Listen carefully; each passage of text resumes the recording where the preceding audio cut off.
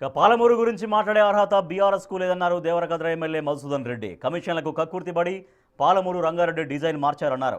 జూరాల వద్ద ప్రాజెక్టు చేపట్టి ఉంటే తక్కువ ఖర్చుతో ప్రాజెక్టు పూర్తయ్యేదన్నారు.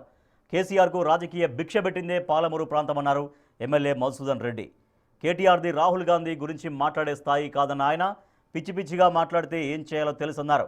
ముందు కవిత కన్నీళ్లకు కేటీఆర్ సమాధానం చెప్పాలి అంటున్న ఎమ్మెల్యే మధుసూదన్ రెడ్డితో మా ప్రతినిధి Shankar face to face. Palamuru Rangareddy ఎత్తిపోతల పథకంపై రాజకీయ రగడ రాసుకుంది. ఈ నేపథ్యంలో దేవరకద్ర ఎమ్మెల్యే జేఎంఆర్ మనతో ఉన్నారు, ఆయనతో మాట్లాడదాం. అన్న ఏంటి అసెంబ్లీలో కావచ్చు, రాష్ట్ర వ్యాప్తంగా కావచ్చు, ఒకవైపు బీఆర్ఎస్ మీ మీదే నిందలు వేస్తుంది, అంటే చేతగాకనే పాలమూరు రంగారెడ్డిని పూర్తి చేయలేదంటూ కూడా అంటున్నారు. దీన్ని ఎట్లా చూస్తారు? పాలమూరు రంగారెడ్డి ప్రాజెక్టుకు సంబంధించి ఈ మధ్యనే దుపాటు కప్పుకొని ఫామ్ హౌస్లో వండుకున్న పిట్టల ద్వారా లేచి వచ్చి ఏదో పాలమూరు రంగారెడ్డి, ఎందుకంటే ఏం లేవు ఇష్యూస్ మాట్లాడుకోనికి వాళ్ళకు, ఎందుకంటే వాళ్ళు చేసిన దోపిడీ దురాగతాలు అన్నీ కూడా ప్రజలు గమనిస్తూ ఉన్నారు. వాళ్ళపై సడన్గా వచ్చేసిండు. సర్పంచ్ ఎలక్షన్లలో వాళ్ళకు దెబ్బ తగిలింది, అంటే చాలా ఘోరంగా ఓడిపోయిన విషయం మీకు అందరికీ తెలుసు టీఆర్ఎస్ పార్టీ. సో ఎక్కడ వాళ్ళకు వర్కౌట్ అవుతలేదు, ఏదో ఒక ఇష్యూని రైజ్ చేయాలని చెప్పేసి వచ్చి ప్రెస్ మీట్ పెట్టి Palamuru Rangareddy lift irrigation scheme విషయంలో కాంగ్రెస్ పార్టీ నిర్లక్ష్యం చేస్తూ ఉందని చెప్పేసి కేసీఆర్ గారు మాట్లాడి, నేను అసెంబ్లీకి వచ్చి ఏమంటారు తోలు తీస్తా, తాట తీస్తా అని నేను పిట్టల దూరాన్ని ఎందుకంటున్నా, పిట్టల దూరాలకు ఇట్లనే మాట్లాడతారు కదా. సో వచ్చి తాళ్ళు తీస్తా, తోట తీస్తా అన్నాడు. మరి వచ్చి వాస్తవాల విషయాలు మొత్తం కూడా పాలమూరు రంగారెడ్డి ఎందుకు ఎవరు నిర్లక్ష్యానికి గురి చేశారు, ఎవరి వల్ల డిలే అయింది, ఎందుకు పూర్తి కాలేదు అన్న విషయాలన్నీ కూడా వాళ్ళు వచ్చి చెప్తే బాగుండే కదా. సో ఈరోజు పాలమూరు రంగారెడ్డి ప్రాజెక్టు నా నియోజకవర్గం కర్వేన భూత్పూర్ మండల్ కర్వేన దగ్గరనే జూన్ 11వ తారీఖు 2015 ఇదే కేసీఆర్ గారు అప్పుడు ముఖ్యమంత్రిగా ఉండి ఇక్కడికి వచ్చి ఫౌండేషన్ స్టోన్ వేసిన రోజు ఏం మాట్లాడిండు, పాలమూరు రంగారెడ్డి లిఫ్ట్ ఇరిగేషన్ ఏదైతే ఉందో దాని రంగారెడ్డి ప్రాజెక్టును వితిన్ 3 ఇయర్స్లో పూర్తి చేస్తున్నాడు. సో అక్కడ ఉన్న పక్కన ఉన్న వాళ్ళకు, ఎందుకంటే వాళ్ళకు ఊకదంపుడు ఉపన్యాసాలు ఇవ్వడం తెలుసు కదా. నిన్న మనం చూస్తున్నాం కదా, వాళ్ళ కొడుకు ఇంకో చిన్నపీటల ద్వారా కూడా ఏమో ఆ పక్కన ఉన్న చూసి ఊగిపోతూ ఏమంటారు మాట్లాడుతూ ఉండట, ఫ్రస్ట్రేషన్లు ఏ విధంగా మాట్లాడుతుంటూ చూస్తారు కదా. ఆ రోజు పక్కన ఉన్న వాళ్ళను వచ్చిన పబ్లిక్ను చూసి కేసీఆర్ గారు రెచ్చిపోయి ఆడ ఉన్నోనికి చెప్పిండు, మాజీ ఎమ్మెల్యే మా దగ్గర ఓడిపోయిన ఎమ్మెల్యే ఉన్నాడు వెంకటేశ్వర రెడ్డి అని చెప్పి గెస్ట్ హౌస్ కట్టి ఆడ గుట్ట మీద వీడికే వచ్చి కుర్చీ చేసుకొని కూర్చొని ఈ ప్రాజెక్టును పూర్తి చేస్తున్నాడు. ఇంకా ఒక స్టెప్ ముందుకేసి ఆ ప్రాజెక్టులో భూములు పోయిన వాళ్ళకి ఇంటికి ఒక ఉద్యోగం ఇస్తాను చెప్పాడు. సరే ఇంటికి ఒక ఉద్యోగం కాదు కదా, ఊరికి ఒక ఉద్యోగం ఇవ్వలేదనేది అందరికీ తెలిసిన విషయం.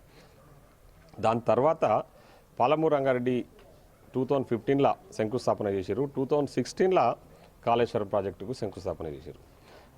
కాళేశ్వరం ప్రాజెక్టునేమో 1000 కోట్లు, అంటే దాదాపు 1,00,000 కోట్ల దాకా నిధులు కేటాయించారు, పర్మిషన్లు తెచ్చారు, డిపిఆర్ సబ్మిట్ చేసారు, అన్నీ అయిపోయి ఆ ప్రాజెక్ట్ కంప్లీట్ చేశారు.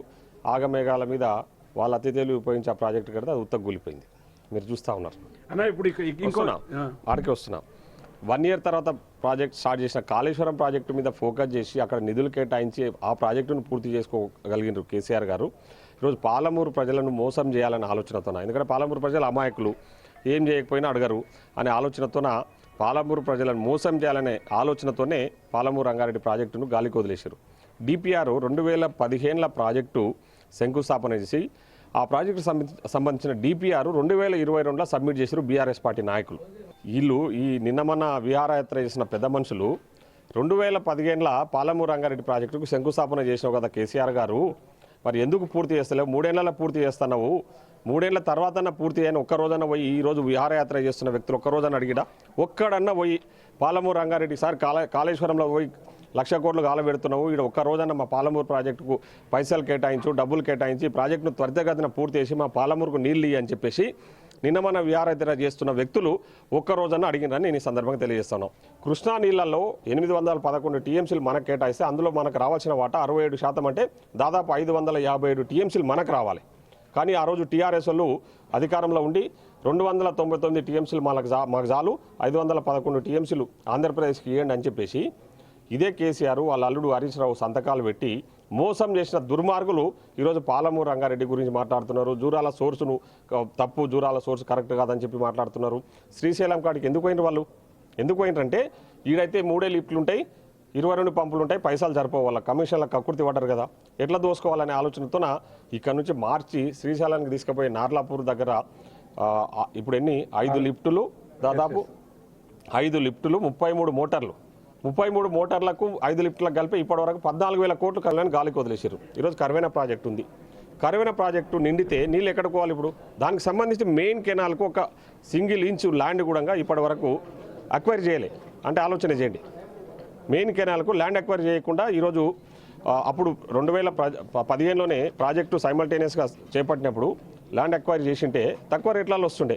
ఈరోజు విపరీతమైన రేట్లు పెరిగిపోయినాయి. ఇక్కడ చూసినా కూడా కోట్ల రూపాయలు అయిపోయినాయి, ల్యాండ్ రేట్స్ పెరిగిపోయినాయి. సో ఇప్పుడు ల్యాండ్ అక్వైర్ చేయాలని కూడా ఛాలెంజ్తో కూడుకున్న అంశం. సో ఇవన్నీ కూడా ఇన్ని రకాల మంచినోడు ఈరోజు కేటీఆర్ అనడంలో ఎలాంటి అతిశయోక్తి లేదు. ఎందుకంటే ఫ్రస్ట్రేషన్లా అంటే ఏ విధంగా వ్యవహరిస్తూ ఉన్నాడో కేటీఆర్ మనం చూస్తూ ఉన్నాం. ఒక పిచ్చి కుక్క కంటే ఘోరంగా ఈరోజు కేటీఆర్ వ్యవహార శైలి ఉంది అని చెప్పడంలో ఎలాంటి అతిశయోక్తి లేదని నేను చెప్తా ఉన్నా. ఎందుకంటే వీడెవడు ఇంతకు కేటీఆర్ అనేటోడు? రాహుల్ గాంధీని మాట్లాడే స్థాయి అవింది. రాహుల్ గాంధీ ఖాళీ గోటికి పనికిరాని విధవ కేటీఆర్ అనేటోడు. ఈరోజు ఈ విధంగా వాళ్ళు బట్టలు వేసుకొని తిరుగుతున్నాడే దానికి రాహుల్ గాంధీ గారి కుటుంబమే కదా.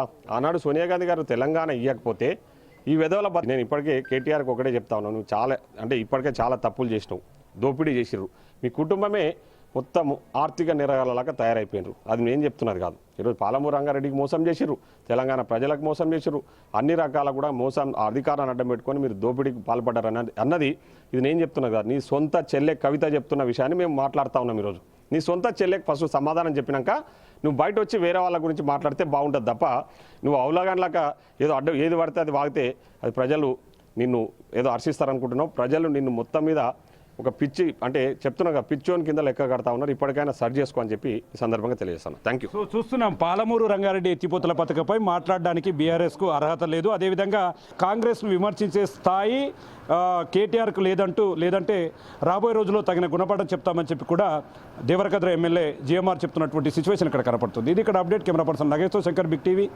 మహబూబ్ నగర్ నుండి.